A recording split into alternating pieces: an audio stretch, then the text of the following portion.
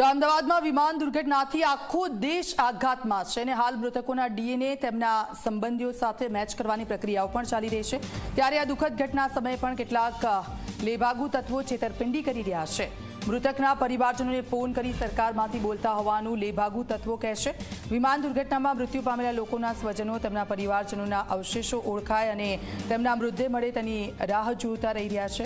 ત્યારે આવા લેભાગુ તત્વો પરિવારજનોને ફોન કરીને પૈસા પડાવે છે। ત્યારે સિવિલ તંત્ર તરફથી સ્પષ્ટતા કરવામાં આવી છે કે નિયત કરેલા નંબર સિવાય કોઈપણ નંબર પરથી ફોન આવે તો તેની જાળમાં ન ફસાવવા માટે અપીલ કરવામાં આવી છે। મૃતદેહ સોંપવા માટે કોઈપણ પ્રકારના નાણાં તંત્ર લેતું નથી તેવી પણ સ્પષ્ટતા કરવામાં આવી છે।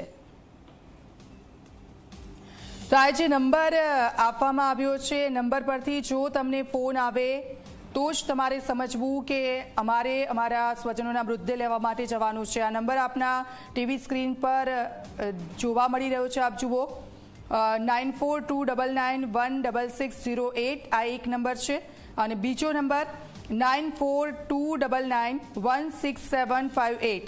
જો આ નંબર પરથી તમને ફોન આવે તો જ તમારે સમજવું કે સિવિલ હોસ્પિટલ તરફથી ફોન આવ્યો છે, કારણ કે આ બધાની વચ્ચે કેટલાક લેભાગુ તત્વો છે તે લોકો પૈસા પડાવવાના ફિરાકમાં છે અને સ્વજનોને ગુમરાહ કરતા પણ જોવા મળી રહ્યા છે।